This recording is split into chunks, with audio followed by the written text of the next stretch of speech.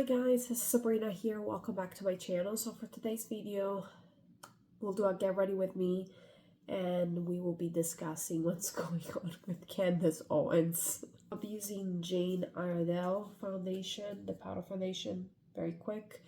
I don't use this type of brush, it's too dense, but I just want quick coverage and I just want to get on with it. When I use Jane Iredale, I don't use bronzer. I just use blush. And I don't use concealer. I'm very simplistic with my Iredale because I don't think I need too much of it. Let's start talking about what's happening with Candace Owens. First of all, I literally don't follow Candace Owens. I kind of heard of her when I heard of Charlie Kirk. They were basically working together. I think he worked for Turning Point at some point. I was familiar with them actually at their initial stages, and then I kind of lost track. As far as I know, they were still friends until the end, but kind of disconnected at some point, maybe over career, over path, career path, family. You know, I don't know if something had happened between them. We don't know, but I have not seen them together in a very long time. Maybe some interviews here and there, but clearly since she went on her own and she had her own show, she left the Daily Wire, I have not seen them together at all. And my husband confirmed that. So yes, so basically now after his death, she has been kind of speculating a lot and mentioning things that are kind of, I don't know why they're so shocking, and I'm not really understanding the point.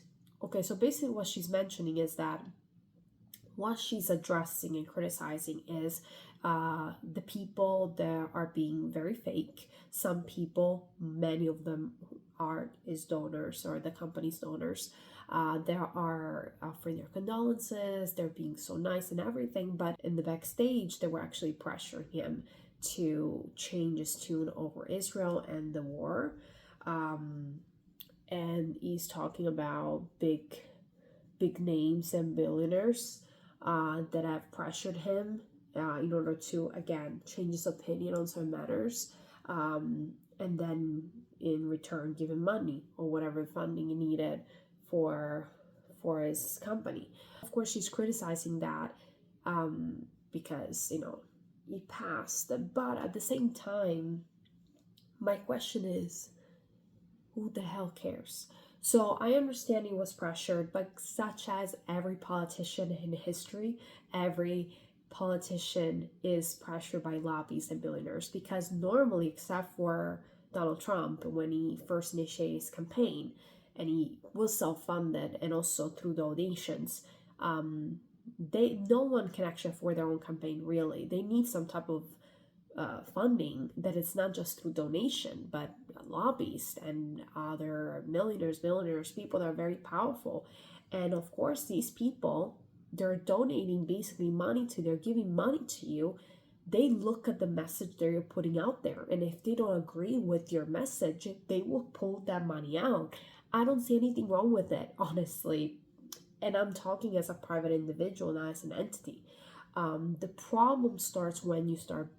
The problem is when you start blackmailing and forcing people. If you come by and say, hey, I'm pulling money because I'm not really agreeing with where you're going with this or what you're saying, but you go on your own path, I will go on my path, and you kind of go separate ways, that's perfectly fine. But when it comes to the issue that she's citing is the blackmailing and the forceful nature and accepting being put on to the corner and succumb to the pressure. But at the end of the day, it is something that everyone kind of faces in politics. So she faced it as well, as she admitted to it. And again, at the end of the day, my question is, what does that have to do with his death? I don't know where she's going with it, because at the end of the day, did the Prime Minister of Israel kill him or hire it to kill him? Like, I don't understand. What is she trying to approve? That there's some conspiracy, some of these billionaires or supporters of Israel are behind his assassinations? what is she talking about? He has been a supporter of Israel from the beginning to end. Yes, he might have had doubts about the methods, the outcome of war, the death during the war on from both sides, especially also in Gaza, and the inhabitants there have been victims of the war. But at the end of the day, he never swayed from the fact that he has been a supporter of Israel, from what I can gather. So I still don't understand why would they want to be assassinating him. So again, she's putting out there so many doubts on the assassination itself and what happened to Charlie, and I think she needs to be careful on defamation lawsuits, because honestly, if I were one of these billionaires, I would be suing her because it's just pretty bad. I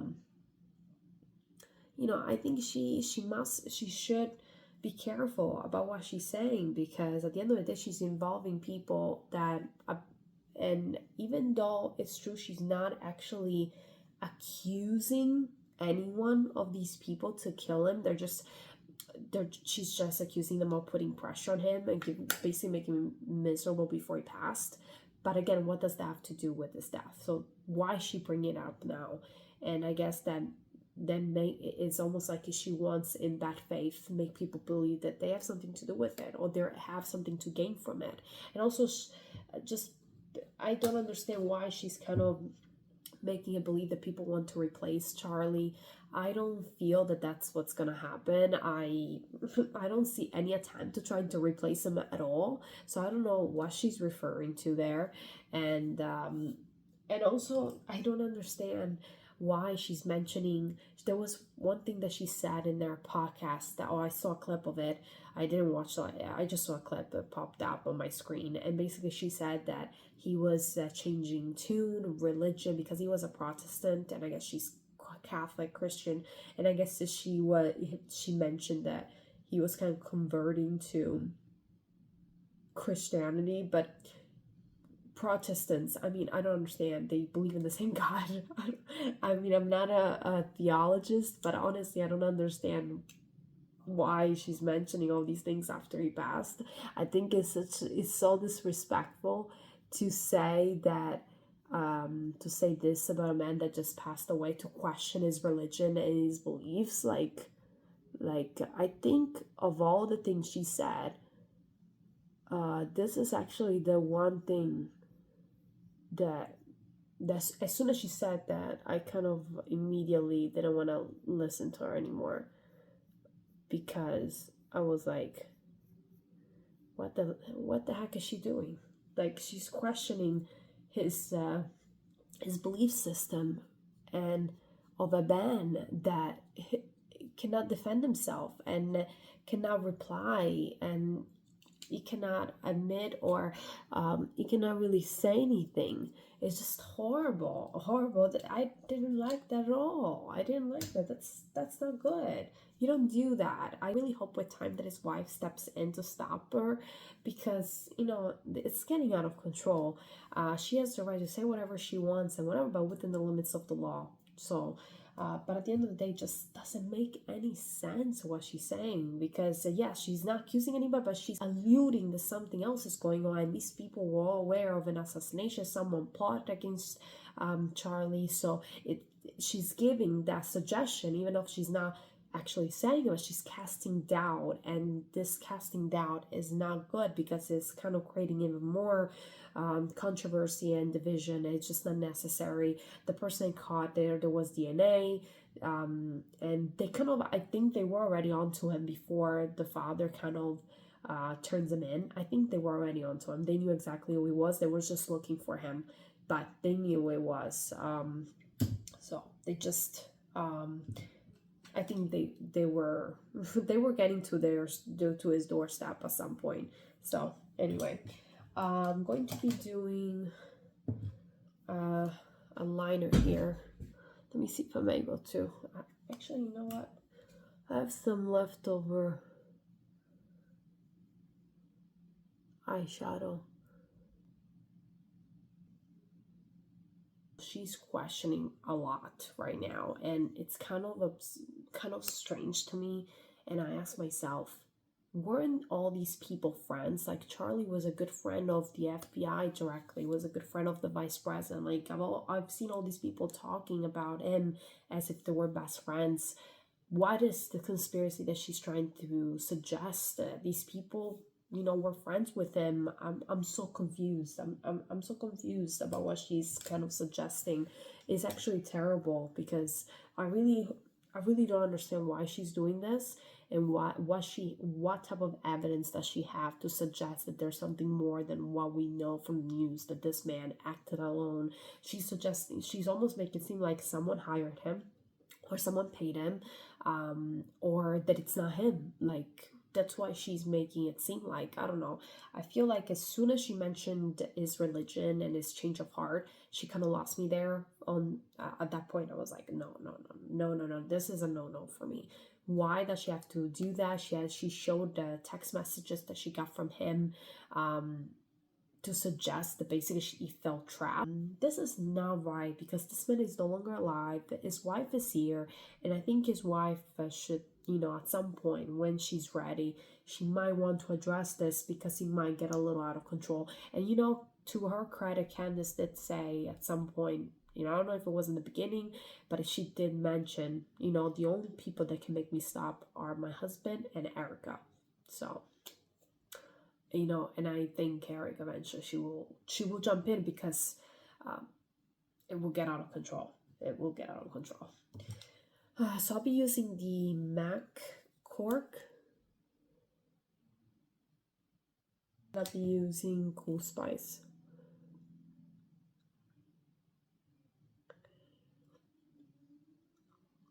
The thing is that what she's doing is not making people feel any better. This is Flash Pot.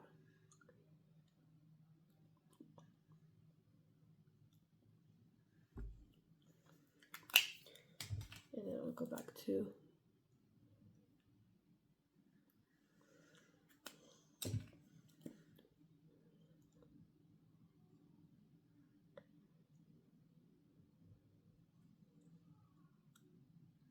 here you go, guys.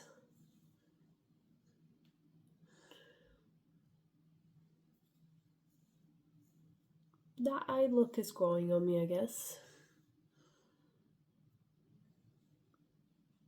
I really pray that Candace realizes that what she's doing is just, I mean, if there's truth in what she's saying, she might want to release everything at this point, or otherwise she should just mourn her friend the right way. Guys, let me know in the comments what you think about what's happening with Miss Owens, and what you think about what she's saying. If you believe her, if there's truth in it, or you believe there's truth in it.